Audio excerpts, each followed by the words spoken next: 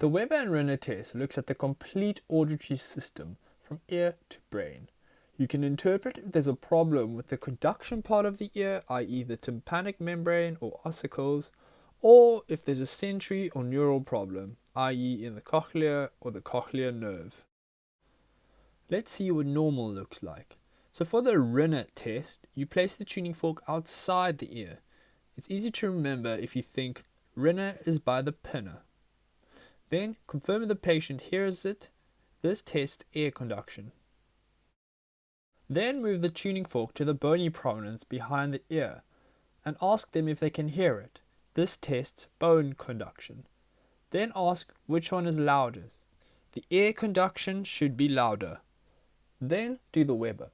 The tuning fork is placed on the forehead. Then ask the patient where they hear the tuning fork. They should hear it in the middle of their head in a normal case. So to recap, the Rinne test shows air is better than bone and Weber localizes to the middle. Now let's look at when there are problems. So you do the Rinne test. So you put it outside the left ear, then on the bone, and the patient says it is loudest on the bone. Then on the right ear you do the same and they say it is loudest for air conduction.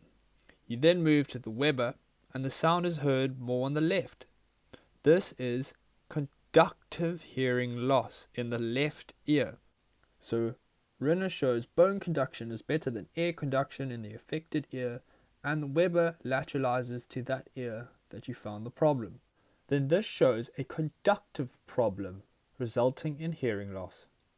Next scenario, you do Rinne outside the left ear, then on the bone and it's loudest outside the ear, then on the right ear and on the bone again.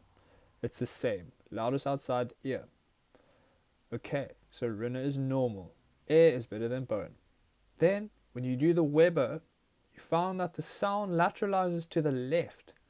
This means there is a sensory neural problem in the opposite ear to where the sound lateralizes.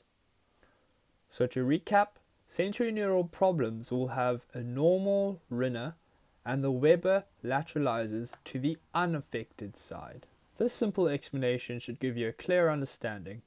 For more information on the causes of hearing loss, click on the link at the end of this video or down below.